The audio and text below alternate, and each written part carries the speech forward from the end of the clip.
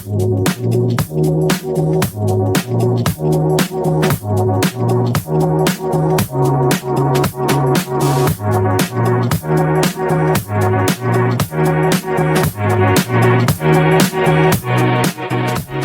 everyone, this is Leo back at it again. We are going to keep trying to post stuff even if life keeps getting in the way, but today I'm bringing you a deck list for Solrairon Masques specifically. This deck is actually really good in my opinion. Obviously it's not going to beat things like, you know, Raziel or Levidrus, but it could give them a run for their money if you got your pieces going correctly. You know, for your right line, we've got the standard Solrairon right line.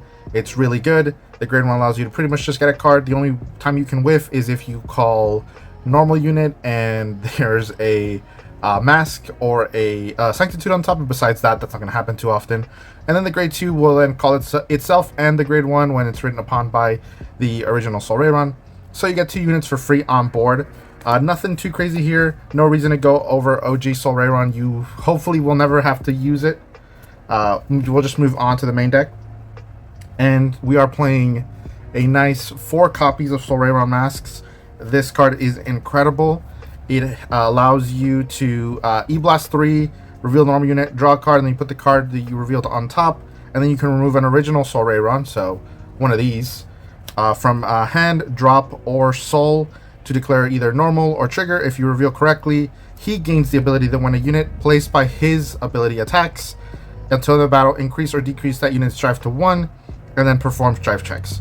So you get to perform drive checks once off of anything you call of him, and that's where his third ability comes in, that when he attacks a Vanguard, you can counterblast 1, look at top 3, choose up to the same number of cards as the number of your Dragon Tree markers, call them to rear, and put each of the rest on top or bottom of the deck in any order. So it allows you to, if you somehow stack or have 3 normal units on top, you can call all 3 if you have 3 Dragon Tree markers, or if you only have 1 or 2 Dragon Tree markers, you can call those to the front row and then stack the other card on top or on the bottom of the deck, wherever you feel like. Besides the one in the right line, we are playing 2 extra Solrairon in Soul because getting that drive check ability is good, so we want to be able to activate it as often as we can. Then we're only playing 2 Masques, mostly because you should be able to find it pretty easily. We are playing a couple other cards to help us fetch it in the rest of the deck, but that's all for the grade 3s. Then grade 2s, we're playing 4 copies of the new Wretch, that is Pega Daishek. So when it's placed, you can E-Blast 3, search your deck for a Masque of Hydrogram, put it in your hand. So this is another searcher. So essentially this is 6 extra copies of the Masque in your deck as long as you have 3 energy. And then its second effect is incredibly good. And this is essentially a 1-card Masque for the deck. Of the full Masque combo, because on play, E-Blast 3, get the Masque, and then you, for a CB1 and bind in it, you put a Dragon Tree marker in one of your rears. Then you look at top 7, choose up to 1 Masque or Griffogilla, reveal it, put it in your hand, shuffle your deck. But when you would look with this ability, if your bind zone has 1 or less of this card's name, you look at the entire deck instead of just top 7. So the first time you do it, you just get to go fetch your Solrairon Masque. So it doesn't matter if it's in the top 7 or not, you're going to get it. So off of just E-Blast 3 CB1, you get the Masque, you get your Masque unit, and you get a Dragon Tree marker. This card is incredible. As far as wretches go, this is one of the best ones. Moving on to the other grade 2s, out of 4 copies of Lectures, this guy is just a very good countercharger. It also lets you draw a card when it's placed on rear from deck, so if you call it off of Solrairon, that's already really good. It creates soul, it countercharges, it draws. Incredibly good card. This is one of the things you want to be putting on top of your deck to hit off of Solrairon. And then we're playing 1 extra copy of Strogon in the main deck. This is another just countercharger.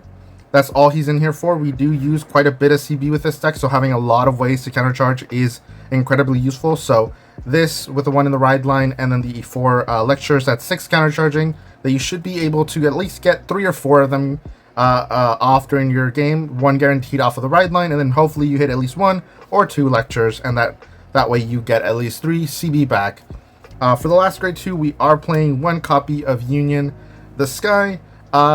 This Regalis piece, I don't know. I used it a couple times as just discard fodder. If you're going second, you'll always have an extra 3 energy that you're never going to really do anything with. I mean, I've had, even going first, I've not had to use Solrairon Masque's ability because I already know what's on top of the deck, so I don't need to E-Blast 3, reveal, and then switch it with something else. I already like the units on top, so I don't want to switch it. I can just declare, and I know what's up there. So getting I'll just have that 3 energy for the next turn, and then the next turn I might use it, but then I'll gain 3 energy, so I'll always have 3 extra. And that's where Union in the Sky kind of fits the bill of just being a thing that I can use for 3 energy. And you'll be soul blasting your Solrairon Masques, or if it just gets put in a drop, you can just do that. So this is why I'm playing Union the Sky in this list. You could definitely change it out for something else, but I would probably recommend a defensive order. It's probably Twin Cast or Evergreen Transfer. I think both of those would probably be better choices than one of the other Regalis pieces. Maybe even the grade 3, the Fire Regalis that just came out. That might also be a decent inclusion as just another way to deck thin. But just know that you might have the extra 3 energy just kind of floating around for the rest of the game. That's it for grade 2s. Now we move on to the grade 1s, which might seem a little strange, but just stay with me. So we're playing a full set of Energy Refill Angel. So when it's placed on rear, you Soul Blast 1, and it gets plus 2k for each of your other units.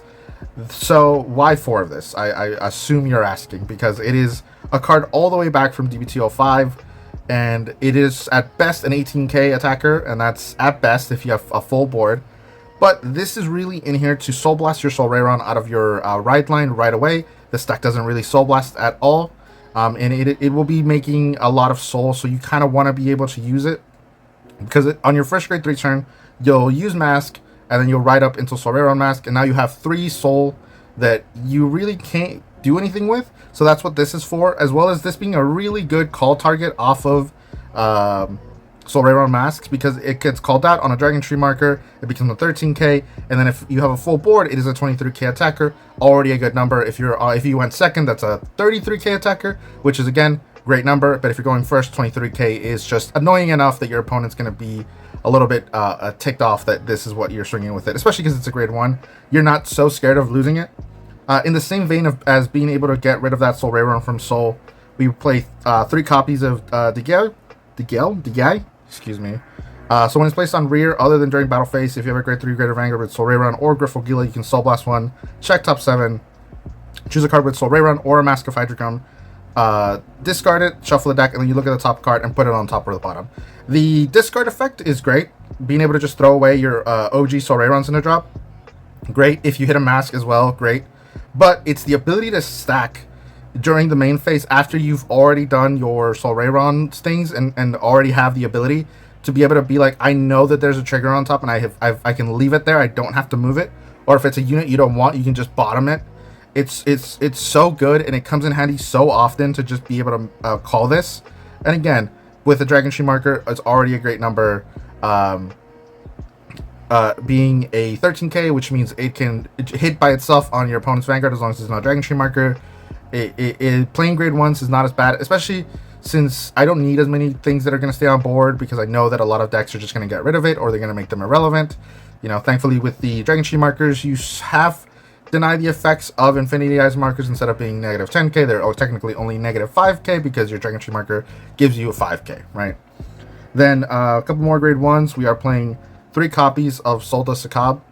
This is just to play more Dragon Tree markers on the board, as well as just being able to use it to draw some extra cards, constantly keeping it in the back row, right? Your opponent's things like Varga can only get rid of the front row until they get to Rakshasa, so you'll at least have a couple turns to use this. They won't be able to get rid of it right away.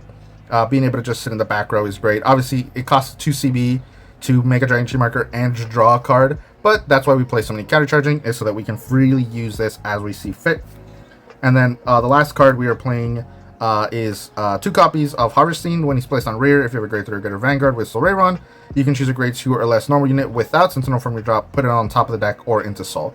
If you need Soul for one of maybe these effects, you can do that, but I've used it more to put something like Energy Refill Angel back, or Digel, or anything that I've already used.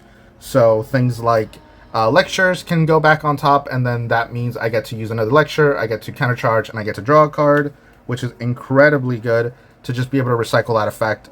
And it makes your pitching early game a little less hurtful, because you can get your cards back. As long as it's a grade 2 or less, you can just pitch it early and then put it back on top of the deck, get it back, or call it on board with Solrairon Masques deck.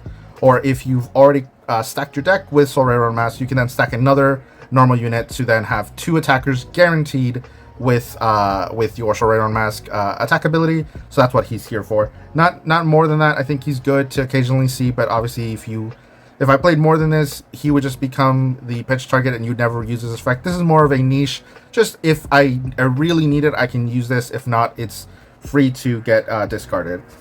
Lastly, we have your obligatory 3 PG, 1 Sanctitude. No reason not to play Sanctitude in this deck. It's a free PG against any stride deck.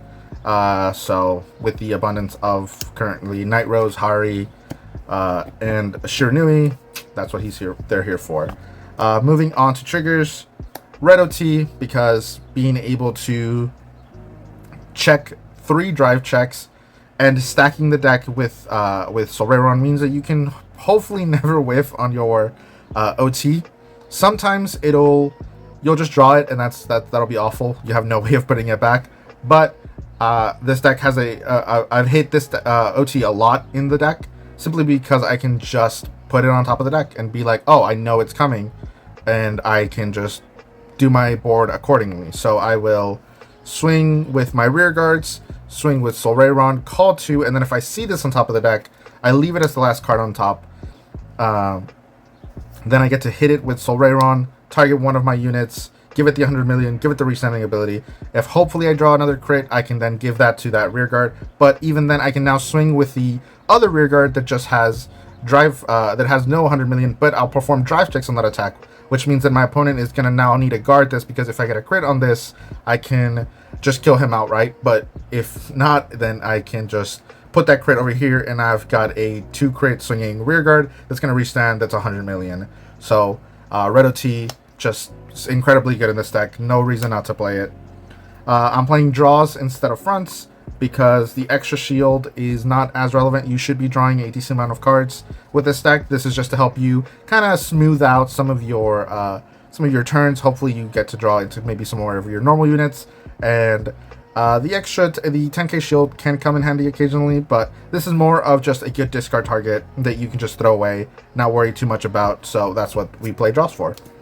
And then obviously I just mentioned it, but 8 crits, because we really want to get a crit on a rear guard and then have that rear guard perform drive checks, and now your opponent is almost forced to guard that rear guard swing, because if they don't, they could just die. And then lastly, just 4 vanilla heals, nothing special here. This deck has been tested. I played it at the Yumina Kesho Cup, not the one for the mat that you're looking at, but the one for the sleeves, which I believe I have some right here. I was able to pick up a full set of these, so I have them for sleeving. This will be for Bob Sagra whenever that comes out. But the deck is incredibly strong. I went 3-0. I won that event. Played against, let me quickly remind myself. Game 1 was against Vermilion. Was able to beat him almost quickly, almost instantaneously. I just got a lot of trigger checks. I got to guarantee a lot of my drive checks. I could guarantee that they were going to be crits, and it was just too scary. Then grade 2, I played against Glory again. Was able to rush him down, and I believe I hit Red OT in that game, and that just completely moved the tempo of the game towards my direction. And then game 3 was against Ava with the new upgrades. The deck was, unfortunately, my opponent, I think, did break a little bit, so that was unfortunate on his part. But nonetheless, the deck still performed incredibly well, and I think this deck is a pretty strong deck, and it's pretty budget, all things considered. I believe the most expensive stuff in here is probably maybe like Solda, and that's I believe it. I mean, Union in the Sky, but you could play any other Regalis you have lying around, probably. Your masks aren't that expensive anymore. So, all in all, this deck is incredibly cheap, in my opinion, to build. So, if you want to give a Keter deck that isn't just going to be a pile deck a try, I would definitely recommend Solrairon Masque, as it is a incredibly fun and incredibly strong deck to try out. But thank you all for watching, and I'll see you next time.